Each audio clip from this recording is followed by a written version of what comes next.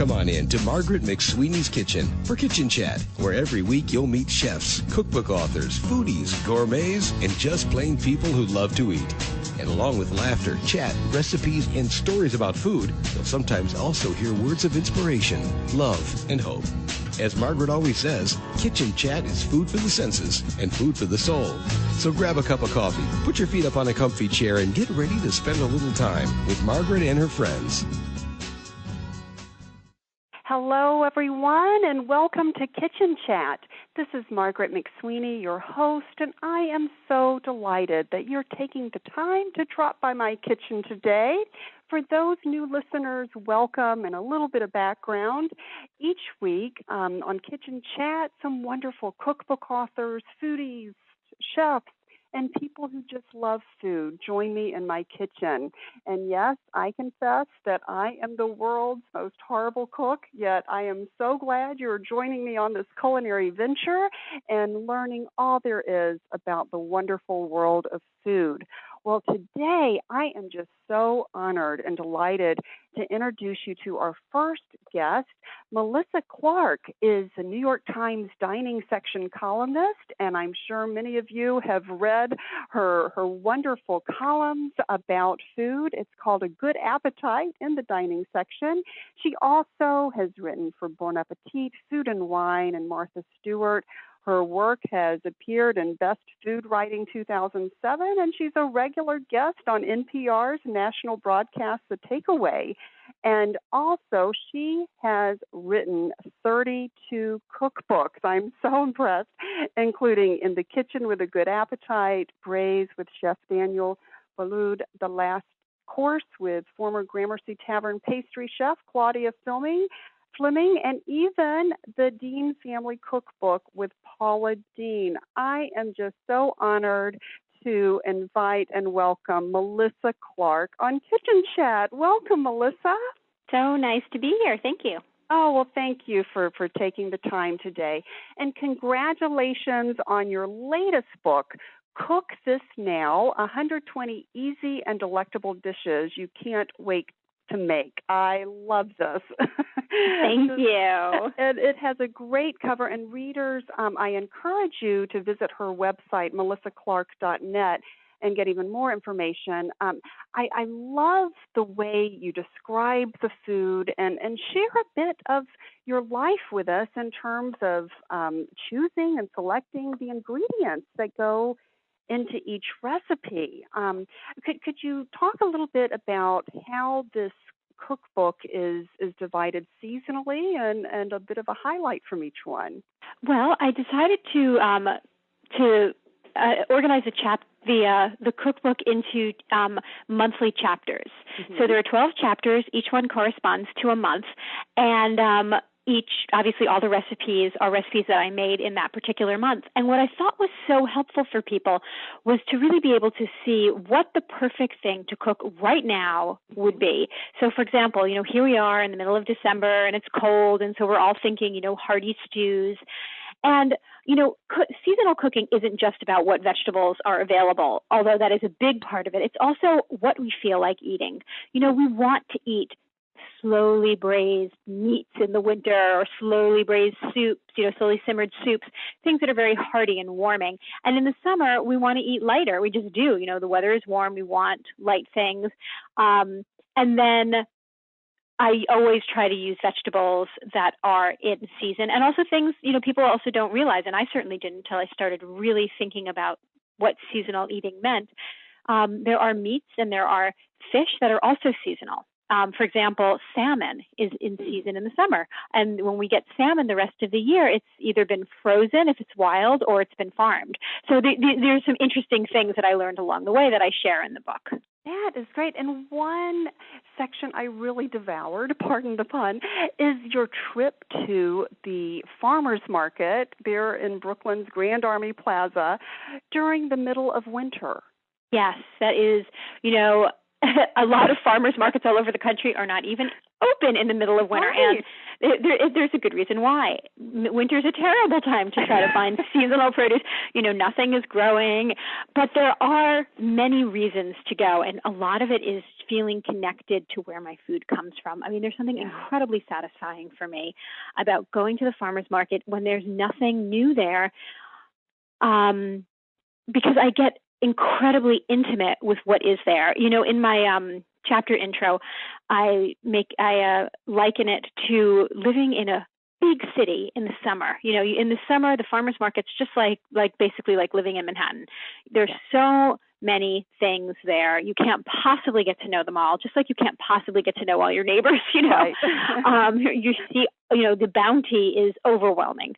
And in the winter, it's like moving to a small town. You really get to know each and every inhabitant.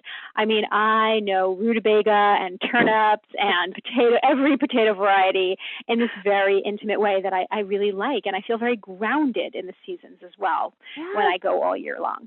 And I also go to my farmer's market, not just for produce, but I buy my milk there. I buy my grains at the farmer's market.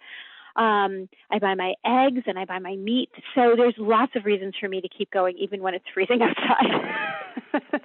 And you're bundled up and your toddler daughter is by your side. I just loved that precious description. And you're right, it is about connecting not only with neighbors but with the food and the merchants and what I've learned so much about. And I have lots of questions too, because I had mentioned in the kitchen chat intro, I'm very much of a newbie in the kitchen and I'm beginning my culinary quest.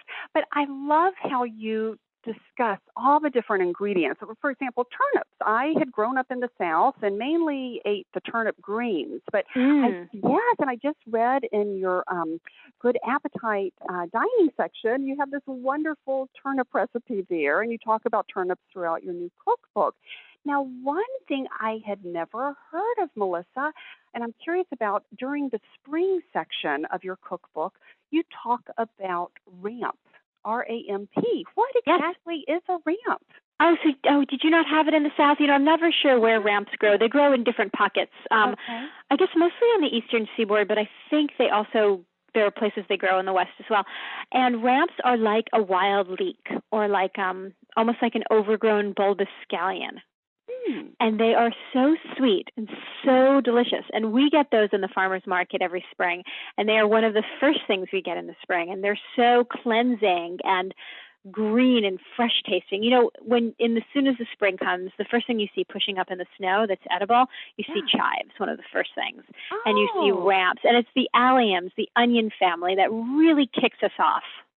Oh, I never realized that. Yes, I've loved growing up with Vidalia onions, the sweet onions. Those are wonderful. Yeah, so does ramp have kind of a similar sweetness to it as a Vidalia? It's a little sharp. It's sharper than a Vidalia. Those are so sugary sweet. Yeah. It's like a spring onion, which is what some people call scallions, but they're actually they're different. They're just an immature onion. So it's an onion that has some green flavor to it. It hasn't mellowed or ripened. It's still fresh and juicy, very juicy. Wow. Okay. And that is in your April section, I believe. In the spring, when you talk about ramp and provide these excellent recipes. And I really do like the way you've organized this into seasonal food. And for those going to the farmer's market and everything, to know what to look for. And what has been, you have, goodness, written 32 cookbooks. I am so impressed with some wonderful people. What has been your favorite ingredient? And has there been a common ingredient that you've kind of noticed? I guess garlic. Garlic. It seems to come up in everything except dessert. Dessert. But you never know. I bet you could create a garlic dessert. I probably could, but then I would think, well, why? Yeah, that's true. It's plenty fine for the beginning of the meal. Great, and it's interesting in looking at these wonderful chefs you've collaborated with. Each is so different.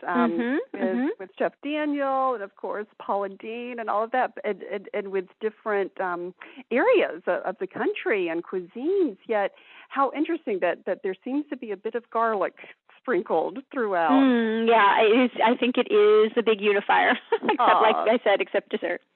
That's great. great. And you are a busy mom as well as, a writer and author.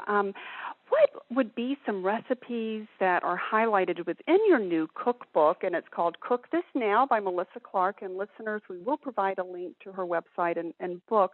But for those busy moms who are listeners, which recipe have you found to be really easy, quick, and great standbys for those very busy afternoons?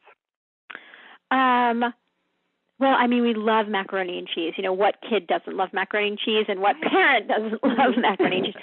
I have a recipe in my book that I make with shredded carrots, and it's just so good because the carrots add a little bit of sweetness, and because they're shredded, they look like shreds of cheddar cheese. You don't really see them, but they add a great flavor. My daughter loves it, so I know I'm getting, good nutrition into her because she's eating the carrots. And I also do it with whole wheat macaroni, which especially in a mac and cheese, you really can't taste the difference. And so you might as well have that extra fiber and those extra nutrients.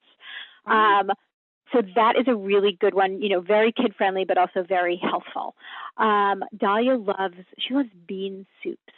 I think a lot of kids like to eat soup. Yes. And I have a recipe for white bean soup, which is so easy. The trick is to add a lot of olive oil.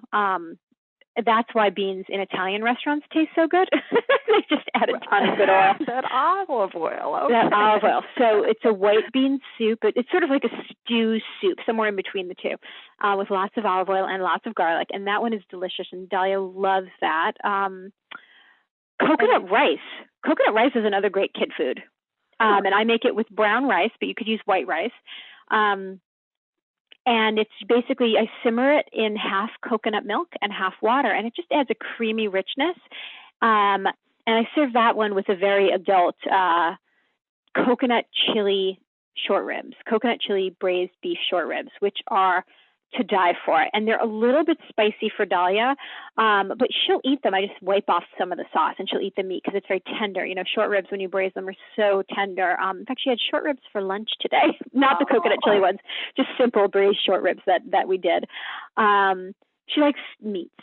She likes her mac and cheese, but she likes meat. Meatballs. Oh, meatballs. I've got a great recipe in the book for veal meatballs, which you can also make with beef. And they're highly spiced. They're very highly spiced, not spicy spice, but they have cumin in them and garlic, and they're just delicious. And Dahlia will eat very happily, make a meal of meatballs. And, she likes, I think most kids, if they eat vegetables, they tend to eat things like broccoli and string beans, and so she'll eat that as well. Oh, that's great. And I loved the precious picture of her with the Malamar. Well, what she really loves is chocolate and candy and cookies, right? So that picture, we took that picture when I think she was about 2. It was the first time she ever got to eat a sweet that big. I mean, that thing was huge. It was as big as her head. And I, as her mother, was horrified watching her, but we needed it for the photo, and she was in heaven. So she really was. So precious, just so precious. Now, who actually helped develop your palate and your love and passion for cooking? Oh, my parents. I get it all from my parents. I think the most important thing you can do with kids is to eat with them. And my parents were great lovers of food. And even if it took me a long time to develop my taste for certain things, I did develop it, but I always had a love of eating. And that I got from my folks. Oh, that is great. And then what about your ability to cook? I am just so impressed. How did you learn to cook? I mean, because you really seem to do a very high-level skill of food preparation and cooking with cuisine. I learned the basics from my parents. I cooked with them, with my mother and my father. They both cooked different things, so I learned different skills from each. My dad was the baker, and my mom was more of the savory cook. So that was fun. And then I really did a lot of cooking on my own. I'm very self-taught. I took a few courses here and there, and then I staged in some restaurants. But mostly I am someone who learned at their parents' knees, and then I developed it myself. And then what really pushed me over from good home cook to food writer quality was writing cookbooks with chefs, because every chef that I wrote a cookbook with gave me a year-long tutorial in their kitchen, and I learned so much from them. You learn a lot when you spend a year cooking in a professional kitchen next to a chef. So that was very, very instructive as well. Oh, that is great, and it gives me hope. I don't know if I'll be cooking next to a chef for a year in a tutorial capacity, but, later in life, I am trying to really hone my skills as a home chef. There's no reason you can't just keep learning and keep learning. One thing, though, that I did learn, the most important thing I think I learned from cooking with chefs, was that if it tastes good, it is good. Okay. There's no one way to do something. And if you're doing something and it's working, keep doing it. You don't have to learn the right way to do it. If you've got a good way, that's just fine. That is just such wise wisdom and insight. If it tastes good, it's good. Yeah. People doubt themselves and they doubt their skills. They think, I should be doing it the right way. There's like a one kind of technique. And you know what? There's actually a million kinds of techniques that work. So stick with what you're good at, learn the new things, but don't feel intimidated or embarrassed about your lack of proper technique, whatever that means, because it doesn't matter. At the end, what you care about is eating something delicious. Exactly. Oh, this is just such encouragement, Melissa. Thank you so very much. And I encourage listeners, please check out Melissa Clark's latest book, Cook This Now, 120 Easy and Delectable Dishes You Can't Wait to Make. And I will definitely include a link on the Kitchen Chat website. And meanwhile, Melissa, do you enjoy eating out or do you mainly enjoy just cooking in? I love both. I love to eat out. I love going to restaurants, but I'm really happy when I'm behind the stove. Wow, that is great. Well, thank you so much for taking the time from your very busy day today, Melissa. Thank you. This is lovely to chat. Oh, same here. Take care. Bye-bye. I am so delighted to introduce everyone to my second guest for today's Kitchen Chat show, and that is Judy Rosenberg.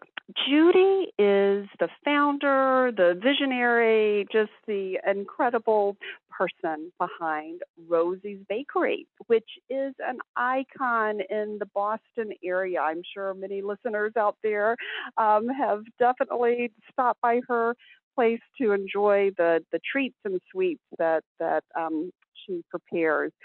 Anyway, she is just delightful, Judy Rosenberg, and she has a new book out called All Butter, Cream-Filled, Sugar-Packed Baking Book with over 250 recipes. So without further ado, Judy, welcome to Kitchen Chat. Thank you so much. I'm delighted to be here. Oh, I'm just delighted for you to be on the show. I tell you, I could not put your cookbook down. I mean, it reads like a novel, which is so much fun. And what was just amazing, and I keep on wanting to call you Rosie, forgive me. Okay, many people do. I'll forgive you. I have a quick question about Rosie. How did you come up with that name? Is there a Rosie? Well, my last name is Rosenberg, and my nickname when I was younger was Rosie. And we thought, Rosie was cuter than Rosenberg, so it might have sounded like it was a deli. So it just kind of conjured up, images of a nice, warm-feeling Rosie's. It is. Everything's coming up Rosie's. I love that. I love it. Oh, how fun. Well, good, because I was wondering, now Rosie, who's Rosie? Well, Judy. So, Judy, I was reading this book, like up until midnight. I mean, I just could not put it down. And it starts off with, we lived in a huge apartment in the middle of Manhattan, and talking about, I remember Julie Andrews and Jean Stapleton coming over for auditions. Rob Reiner was at my third birthday party. And best of all, Marilyn Monroe lived in an apartment upstairs. It seemed ordinary to me. Those are the opening words of your book. It was a pretty interesting childhood, to say the least. Wow. So real quickly before we dive into the culinary aspects, but what was it like having Marilyn Monroe as a neighbor? Well, it was incredibly exciting to me, and whenever I had a friend over, I would always have to bring them upstairs to her apartment to meet her, and she was the sweetest, quietest, shyest woman, and it was just very exciting to have her there, but lovely person. Lovely. Oh, isn't that nice? And do you ever remember, her cooking or anything? No. I don't know that. I don't know that she ever cooked. But she always welcomed us into her home, which was really interesting. She'd always invite us in, and she was very sweet. And she understood that for me that was like such a moment of excitement. Oh, isn't that sweet? Wow. So, the ingredients of your life are just fascinating. Well, I have to say, I do think growing up in New York City is really a wonderful blessing, because it's a city like no other city. And I may not have been running around in fields of grass, but nevertheless, there was so much around me that I could take in. So it was a wonderful, wonderful experience. Oh, yes. And then I love some of the little culinary places you mentioned, and one of my favorites, Serendipities. Oh, my goodness, and their frozen hot chocolate. Oh, my God. That was like the treat of all times. I always had to go there on my birthday and have the frozen hot chocolate, and it was so chocolatey and so delicious and so cold that you'd have a headache afterwards, but you couldn't stop eating. I love that. And Stephen Bruce, one of the founders of Serendipity, is just delightful, and a past Kitchen Chat guest. And that is one of my favorite places in New York, and very iconic, like Rosie's Bakery in Boston has become. Mm-hmm. And congratulations, on your success as an entrepreneur. Thank you so much. It's fabulous. Been 37 years now. Wow. Pretty amazing, huh? I love that. And you have just collected some incredible recipes, and I just can't wait to hear about all of these as we share with the listeners. But one thing that just really touched my heart, Judy, when I was reading this is on page 7 of the cookbook, when you say a final word, and by way of background, as many of my listeners know, I'm kind of on a culinary quest, and I've never been a great cook, and definitely not a great baker, and I'm the first to admit, and forgive me, I buy those kind of pre-cut cookies, and I even burn those Nestle Dollhouse. But I love, love, love these incredible words that you share, and I think it gets to the heart of who you are, and the words that you encourage readers with for the purpose of this group, for the purpose of this book. And you said, my more immediate goal of this book is to demystify baking through common sense, because I'm convinced that is the key to successful and happy baking. In an odd way, I was lucky in my baking career, lacking formal training. I learned what I know through passion, instinct, and trial and error, and these still seem to be the best teachers anyone, novice or pro, can find. So my final advice is to trust my recipes, but trust yourself as well. After all, the worst that can happen is that you make a mistake, and one of the joys of baking is that the majority of our mistakes are edible. I love that. Thank you. Well, it's the truth. It's like, I had no formal training, and I do think that people are very intimidated about baking. And, truthfully, it takes any baker, even an experienced baker, it might take them a couple of times to get a recipe from a book perfect in their kitchen, because their pans may be different, their oven may be different. So it's just a question of not getting all crazy over outcome all the time, and just knowing that, you'll get it. You'll get it if you kind of make the adjustments to your own kitchen, and you just go by your instincts. I've learned so much from trial and error baking. There were so many times that I might have made a mistake, like leaving the eggs out of something. And by so doing, I learned what eggs do, to the batter. And then as I tested recipes repeatedly, and I said it needs a little more sugar, it needs a little less this, a little more this, I was able to learn about the chemistry of baking. So anybody can do it, and it's really just about getting something to the point where it tastes the way you really want it to taste. So, now, you mentioned an interesting thing, and I am curious. What do eggs do to the baking? Well, this is a really interesting thing. Well, first of all, eggs give a kind of a cohesiveness to the batter. But one time I made pumpkin bread, and I literally left the eggs out. And although it was not the outcome that I would have had with the eggs, it was much crumblier. It was actually quite delicious, but it didn't have that same kind of cohesion that it would have had. So like eggs kind of bind things together so that the more eggs you have in something, the more it's going to be like that. And then the less eggs you have, the more crumbly it might be. But these are all things I never knew, or, like how adding sugar to a cookie makes it melt more when it bakes. Now, I wonder why that is. So adding sugar to a cookie, it makes it melt more? Yes, so like because the sugar turns to a kind of a liquid when the cookie bakes, it will have a tendency to spread more, whereas if you take the sugar out, it will puff up more and be more cakey. Interesting. Yeah. So but these are all things that as you bake, you will learn. You will see how things impact things, and also it's like in my book.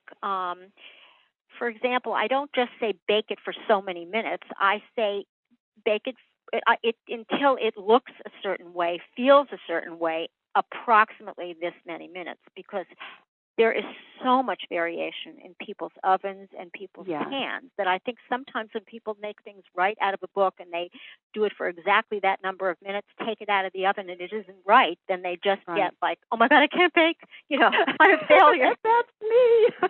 Yeah. And you know what? I'm trying to understand what is like a cookie or whatever or cake supposed to look like or feel like to know it's done. And I keep on hearing about the toothpick test. I mean, what is there, is there a foolproof way of knowing when something is really ready? Well, it really depends on the type of cake. If you're talking about a regular layer cake, chances are, when the toothpick is clean. However, you might bake it too long and the toothpick would be perfectly clean. So you also have to kind of have a sense of like the sort of bounce that the center of the layer has to have, or what it looks like. You don't want it to rise up into a peak. These are just all things that as you bake more, you learn. Just the way if you were learning how to knit. As you knit more, you would become a better knitter. As you bake more, you become a better baker. And you kind of begin to see what the perfect layer looks like, because maybe last time it wasn't perfect and it has it's too rounded. So next time you're going to take it out a little sooner, and then you're going to see it's good when the top sort of like slightly puckered in texture. So these are all things you just kind of learn as you bake. There are certain cakes where you want to have moist crumbs coming out, like a flourless cake or a cheesecake. So it's very variable depending on the category of cake. Okay, now that's so helpful. And the other wonderful, helpful thing you include in the common sense baking section, what you need, and in terms of what you need to stock your pantry with, in terms of the ingredients as well as the tools and the bakeware and what bakeware you use with which recipe and all of that. And that is so helpful because for those of us who did not spend a lot of time baking in the kitchen during childhood or even adulthood, it's just so helpful to have these directions. Well, it's also, I think it's really important if you are going to bake that you invest in some good quality bake pans and some things to make your life easier, because the cheap bake pans are definitely going to give you a different product. There are also little details, like, for instance, if you have a baking pan that's a black baking pan versus a silver baking pan, you're going to want to reduce your heat by 25 degrees because the black pan conducts more heat than the silver pan. But, the thicker the pan, the better, the sturdier, the more commercial the better you're going to have, your better outcome you're going to have with your baking. It just doesn't pay to scrimp when you're, buying baking pans. It is an investment, and this is so interesting to know that the color of the pan can affect the outcome of the cake. Yes, or if it's Pyrex, you want to reduce your heat by 25 degrees. So, like, sometimes if people don't have that information, they'll bake something at 350 in a glass dish, and it'll get all dry and burned around the edges, and they'll feel frustrated, and they'll think that they're just not a good baker, when in fact it's a technicality. This is so great. And the other thing I love too, Judy, is within the cake section, for example, you talk about, notes on procedures, and you explain how to separate an egg, how to divide a yolk in two when you need to have a recipe. I just love it because, a lot of times these recipes, and a lot of cookbooks just say, okay, and make sure you separate an egg. But not everyone knows how to properly do that without all of the shells falling in, and then you've got to find that spoon or fork to kind of dig it out. Right. It's all very scary at first. Yes. So thank you for including those wonderful thank you. tips. And then it's so cute because you just take it from step to step in terms of, okay, this is the bakeware you need, and these are the procedures you need. And then on the way to the oven, you have, even in terms of what to look for on that, and how you even pour something into a mixing bowl. I did not realize that makes a difference. Well, when I used cookbooks earlier on, I found things to be so confusing. First of all, things were not written out in steps a lot of the time, and they were in one paragraph, and you'd have to kind of keep looking back to see where things were. Things weren't explained fully. So my goal was to write a cookbook that really said, like, okay, 1, 2, 3, 4. And, to be as explicit and as simple with as few words as possible to get the point across. And I think that I want this to be people's go-to book. It is a book that should not be intimidating. It's a fun book. It's all-encompassing in terms of all the different things that you can bake from it. And I want it to be like people's baking Bible. And chocolate smudged and, Yes, it'll be chocolate smudged for sure. And I love how you describe part of your life being it's been a chocolate-covered life. That. So much of who I've become really has to do with my passion for eating. And I think if you have a real passion for eating and flavor and the enjoyment of food, that is really a large part of making things that really taste delicious. Yes, and it was so interesting to read, too, about the types of chocolate that you recommend. Could you highlight a little bit about that? Well, I'm not a fancy schmancy girl. I mean, I grew up on, very, chocolate that you buy at the supermarket. Mm-hmm. Am I allowed to mention brands? Sure. That's fine. I'm a baker's chocolate girl, okay? Mm-hmm. And, I've always felt that the whole thing about fancy schmancy chocolates, I've baked with some fancy schmancy chocolates, and I honestly don't think it's worth it. Or, having to buy, very expensive butters. I don't really understand that either. I think that, all the things are there in your supermarket, and so many. And my desserts are not fancy schmancy desserts anyway. And I believe that the key thing in any dessert is flavor. Yes. And things don't have to look perfect. They can look down home and have some soul. And it's really, in the end, it's the flavor. It's that if you're making something with lemon, you want it to be more tart than you want it to be sweet. If you're making something with chocolate, you want it to be more chocolatey, than something else. So I say, go with the store-bought chocolates and you'll be just fine. Okay. And that's great. And that makes it easier with the shopping and having those ingredients on hand. And it's interesting, too, with butter.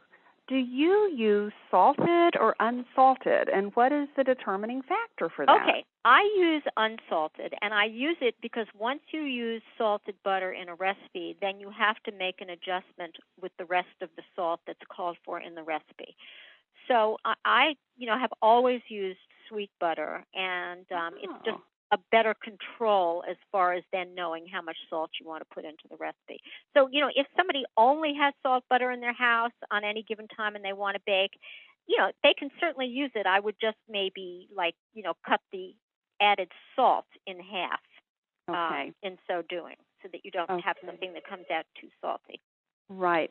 And speaking of salt and chocolate, it was so interesting. A dear friend sent me these delicious little chocolates as a Christmas gift, and it has sea salt sprinkled on top of the chocolate. Are you saying this is kind of a trend growing? You know what? This is a new thing now, and I actually think it's delicious. It's there's chocolate with bacon in it, chocolate with salt in it, chocolate with jalapeno peppers in it, and I have to say I have tasted quite a bit of it, and it is an absolutely delicious combination. I've even seen some recipes for brownies with sea salt on top.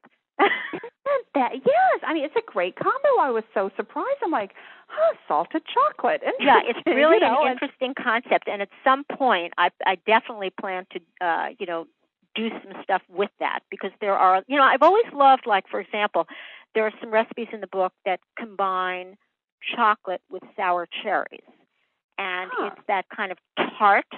Mm-hmm. And then sweet, and it's a wonderful, wonderful combination. So it's really kind of that same kind of idea, and it's just a wonderful contrast, like sweet and tart. Yes, and it was a lovely little presentation, like little sprinkles of salt. Yeah, absolutely salt on delicious. top of the chocolate. Now, speaking of chocolate too, the Boston cream that just jumped out at me. Your recipe Boston cream pie cake. Yes. Yeah. And I have, first of all, just like a general question, what is this Boston cream? When did the concept of Boston cream pies come up? I'm just so curious about the history behind that. Well, it's been around for a really, really long time. And actually, the true Boston cream pie is made in a pie tin. And it's a layer of yellow cake with custard on top of it, very gelatinous custard. That kind of holds its own shape, and then on top of that, a chocolate glaze. So what I did was I just took a cake, a golden butter cake, and I layered it with custard, and then did fudge on the outside, and that's my version of the Boston cream pie. Oh, that does sound so yummy. Now, what are some of the highlights for you of recipes in this book, which has 250 recipes? And I have to add on the side to listeners that Judy Rosenberg, who is the author of All Butter, Cream-Filled, Sugar-Packed Baking Book and the owner of Rosie's Bakery there in Boston, several locations, you are also an IACP Julia Child Cookbook Award-winning baker. Mm-hmm. And that's huge. And here you did not have the formal training and everything, and you have won such distinguished awards. Well, I owe it all to my parents, because my parents shopped. My mother was not domestic; she was a businesswoman, but she shopped at New York's best bakeries, and she really taught me what flavors what baked goods should taste like, at the highest quality. And I think that when I tested my recipes and when I started my business, I just kept baking a recipe until it tasted the way I thought the prototype of that thing should taste. So it was really all about taste buds, not really about the skill of having learned how to bake. Do you know what I mean? Yes, and that gives us or me personally, such hope and encouragement in terms of, you know what, you can do this even without the formal training and all of that. And these recipes are just phenomenal. What are some of the standout favorites for you? Well, I can tell you a couple of, like the double whammies is America's two favorite things. It's a layer of brownie and a layer of chocolate chip cookie all in one bar. Very easy to make, absolutely delicious, kind of, like fudgy and delicious, but with two distinct layers. Those are delicious. One of my more complicated recipes, although it's not really that complicated, but it's caramel apple casserole, which is wonderful for the holidays. It's apples and crust that are layered in 4 layers with a sugar, butter, caramel sauce that's poured on the apples, so that while it bakes in a casserole dish in the oven, the whole thing kind of caramelizes. and you eat it with vanilla ice cream in it. It really is to die for. I mean, there are all kinds of cookie recipes that are delicious. My chocolate chip cookie recipe, there's a lot of chocolate chip cookie recipes in here. Oh, and I have to add this on a side note, Judy. Speaking of your chocolate chip cookies, it is so great, and I encourage those listeners with friends, family in Boston to visit Rosie's in person, but also her website, rosiesbakery.com, because what is so much fun is you can actually send your loved one, friend, something like via text. So, for example, Judy, today, this morning. That's text a treat. Text a treat, yes. So today, my dear daughter, my oldest daughter, is in finals at a college in Boston. So I sent a text to her today for a treat. Isn't that a great concept? Yes, with chocolate chip cookies. So it is so fabulous. So here, she's in Boston, and I just wanted to give her a little hug from home, and I sent the text a treat, so she'll be able to pick up some chocolate chip cookies from Rosie's Bakery during this the time of finals to give her an extra that's so wonderful. So, and you can do that right from the website.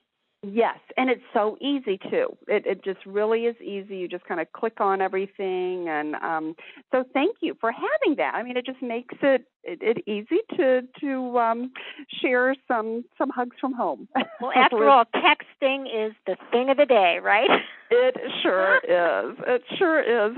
I just had to share that on the side with you mentioning your chocolate chip cookies. So, and then there are the Soho globs, which is a fudgy chocolate cookie chocked full of walnuts, pecans, and chocolate chips. That's fantastic.